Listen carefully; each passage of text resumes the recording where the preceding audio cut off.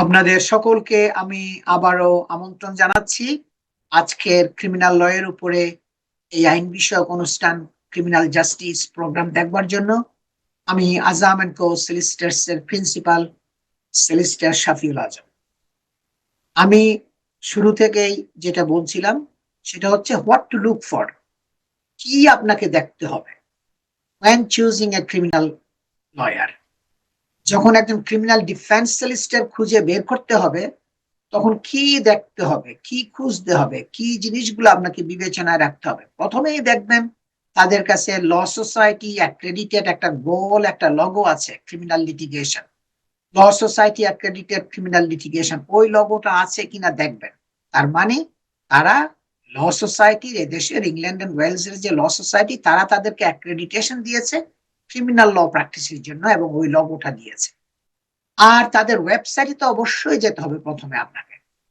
মনে করেন একটা ল ফার্ম আপনি গেলেন, সেখানে দেখলেন যে ইমিগ্রেশন ল প্রচুর আছে, ডিভোর্স এবং ফ্যামিলি, হাউজিং, সব কিছু কিছু আবার এই ক্রিমিনাল ল আছে। তাহলে তারা সবগুলো মিশানো। সবসময় এটা তো বলার অপেক্ষা রাখে না, যারা শুধু একটা খাতে আপনার কাজগুলো, একটা এরিয়া অফ ল এর উপর প্র্যাকটিস করে, যেমন মনে করেন আমাদের ল প্র্যাকটিস যেটা আজম এন্ড কো সলিসিটার্স, আপনি ওয়েবসাইটে গেলে সেখানে অন্য কোনো কিছু দেখবেন না, সেখানে দেখবেন শুধু ক্রিমিনাল ল, ক্রিমিনাল ডিফেন্স, বিভিন্ন ধরনের অপরাধের জন্য কি কি করতে হবে, কি করা উচিত, আমরা কোন কোন কেসগুলো করি, সব ক্রিমিনাল ল। তার মানে আমরা ডে ইন ডে আউট সবসময়ই আমরা শুধু ওই ক্রিমিনাল ল এর উপরেই আমরা প্র্যাকটিস করে আসছি। আমরা কোনো অন্য ধাসের মধ্যে যাই না। আমরা ডিভোর্স ল করি না, প্রপার্টিও করি না, হাউজিংও করি না, বা ইমিগ্রেশনও করি না। আমাদের in and out day on a daily basis everyday work হলো কি শুধু ক্রিমিনাল ডিফেন্স। আমাদের যে লিগাল টিম, আমাদের যে ব্যারিস্টার্স টিম, তারাও সবাই শুধু এই expert specialist criminal defence barristers আমরা এনগেজ করি, যার জন্য আমরা সব সময় চেষ্টা করি ভালো আউটকাম আনার জন্য, গুড রেজাল্ট আনার জন্য, এবং ক্লায়েন্টকে বেস্ট পসিবল সার্ভিস যেটা দরকার সেটা আমরা দেওয়ার জন্য চেষ্টা করি। যেহেতু আমরা শুধু একটা খাতেই প্র্যাকটিস করি, আমাদের ফোকাসটা more and more concentrated on the criminal law। এটাও আপনি সবসময় নজরে রাখতে পারেন, কারণ not many more solicitors firm এরকম specialized in one category of law আছে, খুব সীমিত সংখ্যক খুব সম্ভব, কিন্তু আপনাকে খুঁজে বের করতে হবে। আমরা শুধু ওই ক্রিমিনাল ল এর উপরে প্র্যাকটিস করি, আমরা অন্য কোনো এরিয়া অফ ল আমরা করি না। অনেকে আসে অন্যান্য বিষয়ের মধ্যে আমার কাছে এনকোয়ারি করে জানতে চায়, আমি তাদেরকে অন্য ডিফারেন্ট সলিসিটারদের কাছে যারা যে খাতের আসে তাদেরকে সেখানে আমরা পাঠানোর চেষ্টা করি, তাদেরকে কন্ট্যাক্ট ডিটেলস দিয়ে দিই যে আপনি আপনার ইমিগ্রেশনের জন্য বা হাউজিং এর জন্য বা ডিভোর্সের জন্য আপনি এই ধরনের লয়ারদের কাছে যেতে পারেন। কিন্তু আমরা অন্য কোনো ল প্র্যাকটিস করি না। সুতরাং এখানে ক্রিমিনাল ল এর জন্য সবসময় যেটা আমি বলি, preparation is essential, very very important. আপনাকে সবগুলো পড়তে হবে, সবগুলো দেখতে হবে, ক্লায়েন্টের সাথে মিটিং করতে হবে। ক্লায়েন্ট যখনই ফোন করে, আমি কোনো সময় টেলিফোন মিস করি না। এটা কিন্তু সবাই আমাকে বলে, এই প্রশংসাটা আমার কাছে সবাই করে যে আজম সাহেব, আপনার একটা জিনিস, আপনি আমাদের টেলিফোন মিস করেন না। কথা না বলতে পারলেও আপনি বলেন যে আমি 10 মিনিট, আধা ঘন্টা বা 1 ঘন্টা পরে ফোন ব্যাক করব। এইটা ক্লায়েন্টরা অনেক স্বস্তিতে রাখে, কারণ একটা ক্রিমিনাল কেসের মধ্যে পড়লে তারা খুবই অশান্তির মধ্যে থাকে। শুধু নিজে না, পুরো ফ্যামিলিটাই একটা স্ট্রেসফুল সিচুয়েশনের মধ্যে থাকে। যার জন্য আমরা টেলিফোন যে একটু কথা বলতে চাই, একটু ইনফরমেশন পাইতে চাই, ডিসকাস করতে চাই, এই জিনিসটা আমরা মিস করি না। এই জিনিসটা আমরা ক্লায়েন্টদেরকে সবসময় কথা যখন বলতে চাই, আমরা সেটা টেলিফোন আনসার করি। সো আপনাকে দেখতে হবে who gave you clear instructions throughout the case when you in contact with him or her। যখনই আপনি আপনার সলিসিটরের সাথে যোগাযোগ করেছেন, আপনাকে দেখতে হবে আপনার যে অনেক যে প্রশ্নগুলো আছে, সে আপনার প্রশ্নের উত্তর দিয়েছে এবং আপনাকে মানে যা যা জানার দরকার সেটা বুঝিয়ে দিয়েছে। প্রায় সময় আমার কাছে ক্লায়েন্টরা ফোন করে, আজম সাহেব আমি তো আসছিলাম, আপনার মনে আছে, কিন্তু আমার তো বেইলের এই কন্ডিশন গুলো আছে, এইটা এটা আমি করতে চাই, এটা করতে পারবো কিনা। তখন আমি, আমার তো মনে আছে সে আমার সাথে মিটিং করেছে, সুতরাং আমি বলি যে এটা আপনি করতে পারবেন অথবা এটা আপনার করা উচিত না। এবং আপনাকে সবসময় দেখতে হবে solicitor who will be answering all your questions and putting your mind at ease at a very stressful and difficult time for yourself and for your family. এটা হলো একটা খুবই কঠিন সময়, খুবই আপনার একটা স্ট্রেসফুল টাইম। এটা শুধু আপনার জন্য না, কারণ আপনি যদি কনভিক্টেড হন, আপনি ওয়ারি করছেন যে আপনাকে প্রিজনের মধ্যে থাকতে হবে অনেক বছর, পরিবার পরিজনের সাথে থাকতে পারবেন না, আত্মীয় স্বজন বন্ধু বান্ধবের সাথে সময় কাটাতে পারবেন না, প্রিজনের মধ্যে থাকতে হবে। সুতরাং এটা আপনার জন্য যেরকম স্ট্রেসফুল, আপনার ফ্যামিলি মেম্বারদের জন্য স্ট্রেসফুল এবং খুবই ওয়ারিং সিচুয়েশন। সবার বিভিন্ন প্রশ্ন থাকে, সেই প্রশ্নগুলোর উত্তর যদি আপনার না মিলে, তাতে আপনি আরো অশান্তি ভোগ করবেন। ট্রায়াল হইতে হইতে হয়তো 6 মাস, 9 মাস, 1 বছর লাগতে পারে।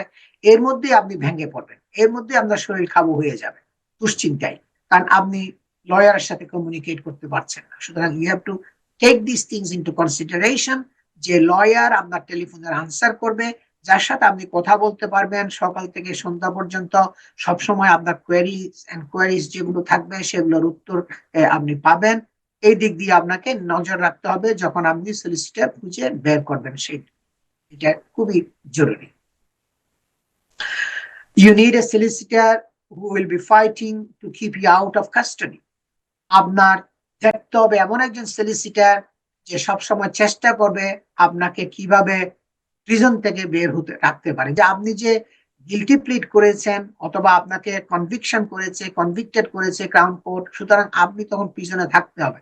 কিন্তু কনভিকশনের আগে, আপনি গিলটি প্লিডের আগে আপনার তো রাইট আছে বেইলে থাকার জন্য।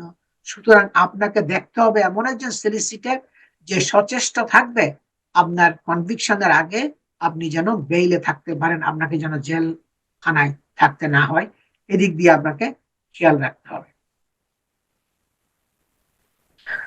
এবং আপনাকে এমন একজন সলিসিটর খুঁজে বের করতে হবে who will expertly handle your case and will have sympathetic approach to your situation, যে আপনার কেসটাকে খুব এক্সপার্টলি হ্যান্ডেল করবে এবং খুব একটা সিম্প্যাথেটিক অ্যাপ্রোচ, সহানুভূতিশীল অ্যাপ্রোচ আপনার দিকে থাকবে। আপনার কেসের জন্য সবসময় সে একটা সহানুভূতিশীল অ্যাপ্রোচ এবং একটা সিম্প্যাথেটিক অ্যাপ্রোচ সবসময় রাখবে এবং কেয়ারফুল আপনার কেসটা পরিচালনা করবে, এক্সপার্টলি আপনার কেসটা হ্যান্ডেল করবে। এগুলো সব দিক দিয়ে আপনাকে সবসময় বিচার বিশ্লেষণ করে দেখে শুনে সলিসিটর চুজ করতে হবে। আমি সবসময় বলি, choosing a right solicitor, expert solicitor with the proper expertise and experience is very, very, very important. Very important. এটাতে আপনার কোনো বিকল্প নাই। আপনাকে, আপনি ফ্রড কেসে পড়েছেন, আপনি হিউজ একটা মানি লন্ডারিং কেসে পড়েছেন, আপনি হিউজ একটা রেপ কেসে পড়েছেন, সেখানে আপনাকে দেখতে হবে আপনার সলিসিটর কত বছরের অভিজ্ঞতা। আমি মনে করেন 30 বছর ধরে শুধু ক্রিমিনাল লয়ের উপরে প্র্যাকটিস করে আসছি। আমার law firm heart of the city of London, 25 বছর ধরে আমরা শুধু সেন্ট্রাল লন্ডনের মধ্যেই আমরা বেসড, আমরা ওখান থেকে সার্ভিস দিয়ে আসছি।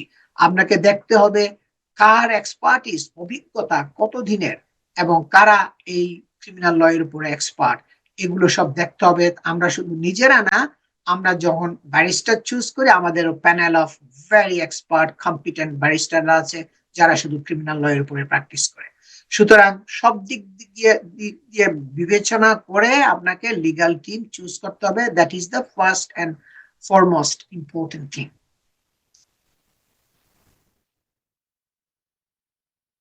তারপরে আরেকটা প্রশ্ন আসে কি, when should I seek legal advice?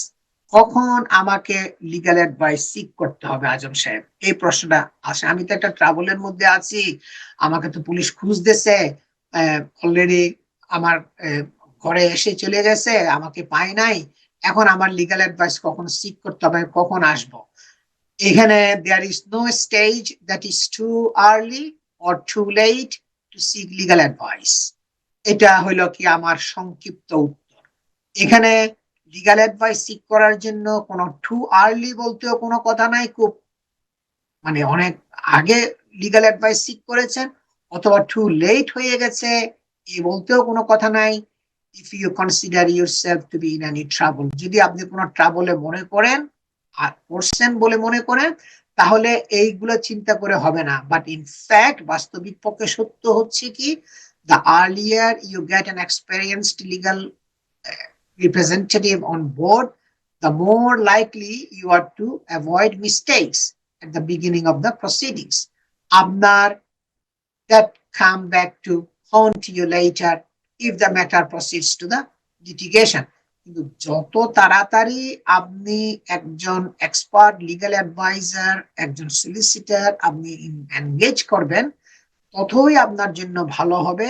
কারণ হলো কি, কোনো মিস্টেক হওয়ার পসিবিলিটি আর থাকবে না। আপনার কোনো ডিফেন্স যেটা আছে সেটা লুজ করারও কোনো সম্ভাবনা থাকবে না। আপনার লয়ার আপনার কেসটাকে ঠিক মতো সুচারুরূপে হ্যান্ডেল করবে শুরুর থেকেই, এবং আপনার এবং সবকিছু আপনি তার সাথে কমিউনিকেট করতে পারবেন।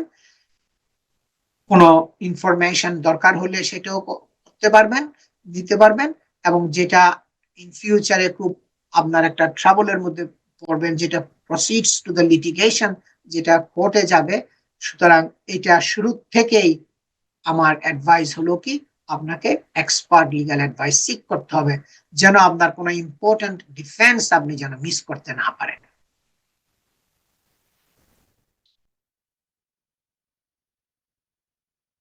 তারপরে আরেকটা প্রশ্ন আসে কি, প্রায় সময়ে আসে যে, আজম সাহেব আমি একটা সলিসিটার দিয়েছে পুলিশ স্টেশন থেকে, ডিউটি সলিসিটার, ওরা কোনো মিটিংও করে নাই, আমার বিরুদ্ধে রেপ এলিগেশন করছে, আমি আধা ঘন্টাও সময় পাই নাই, হয়তো 20-25 মিনিট সময় দিয়েছে বা আরো কম। আমি এই সলিসিটার চাই না, আমি চেঞ্জ করতে চাই, এখন কেস তো কোর্টে চলে গেছে, আমি কি করব? Can I change my criminal defence solicitor? এটা খুবই ডিফিকাল্ট, এটা আপনি মনে রাখতে হবে।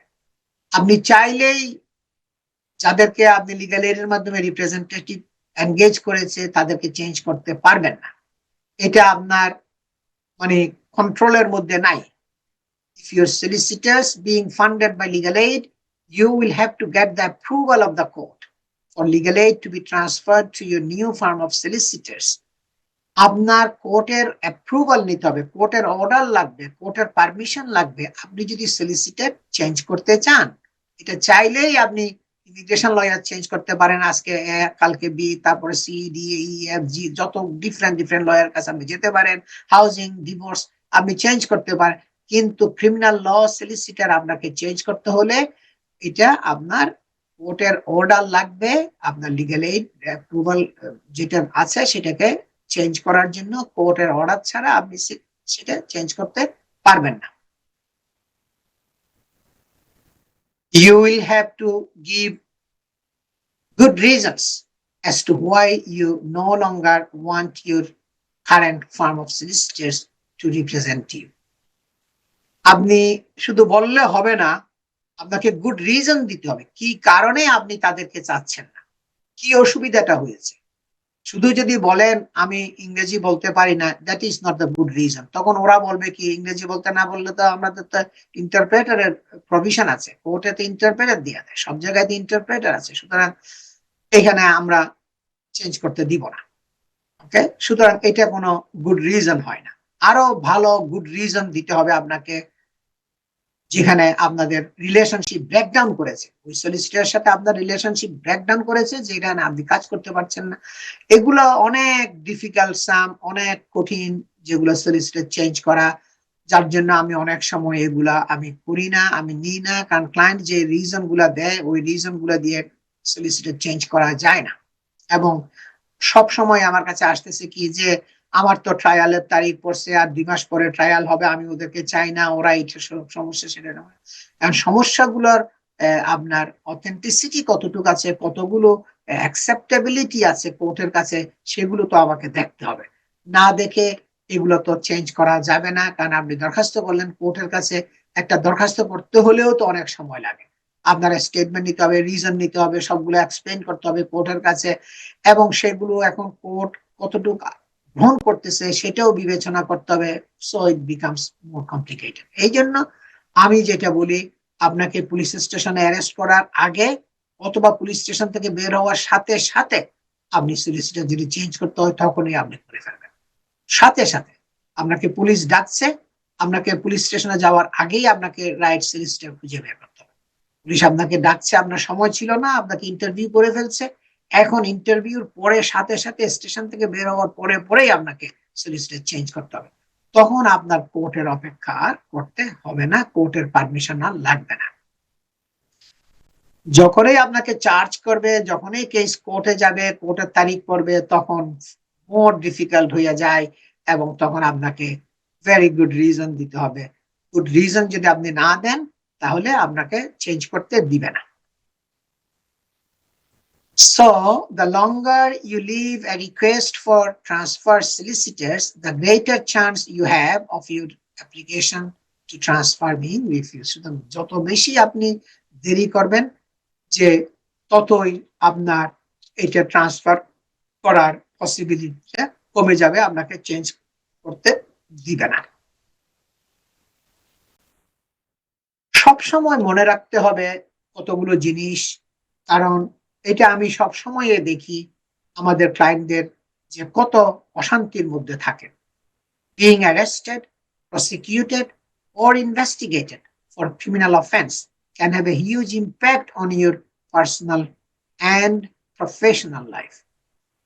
আপনাকে যদি অ্যারেস্ট করে, পুলিশ গ্রেফতার করে, আপনার বিরুদ্ধে যদি ফৌজদারি মামলা হয় এবং আপনার বিরুদ্ধে যদি পুলিশি তদন্ত শুরু হয়, এটা একটা হিউজ একটা ইম্প্যাক্ট, প্রভাব পড়বে আপনার ব্যক্তিগত জীবনের উপরে এবং আপনার পেশাগত জীবনের উপরেও। শুধু ব্যক্তিগত না, আপনার পেশাগত জীবনের উপরে বিশাল একটা প্রভাব পড়বে, এতে কোনো সন্দেহ নাই। Even relatively minor allegations can have enormous and long-lasting consequences on your career. Even যদি ছোটখাটো অপরাধের জন্য আপনাকে ইনভেস্টিগেশন করে, প্রসিকিউট করে বা আপনাকে কোর্টে নিয়ে যায়, ট্রায়াল ফেস করতে হয়, এগুলো আপনার অনেক প্রভাব আপনার উপরে পড়বে এবং সুদূর প্রসারী একটা পরিণতি আপনাকে ফেস করতে হবে।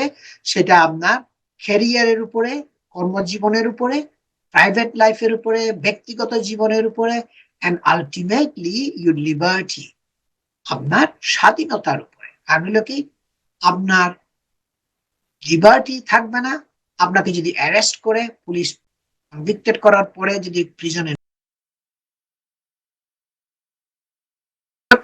so it is important and it is very important to have a specialist criminal defense solicitor. এটা খুবই দরকার, আপনি একজন অভিজ্ঞতা সম্পন্ন যে এক্সপার্ট ক্রিমিনাল ডিফেন্স সলিসিটর শুরু থেকেই আপনি এনগেজ করবেন।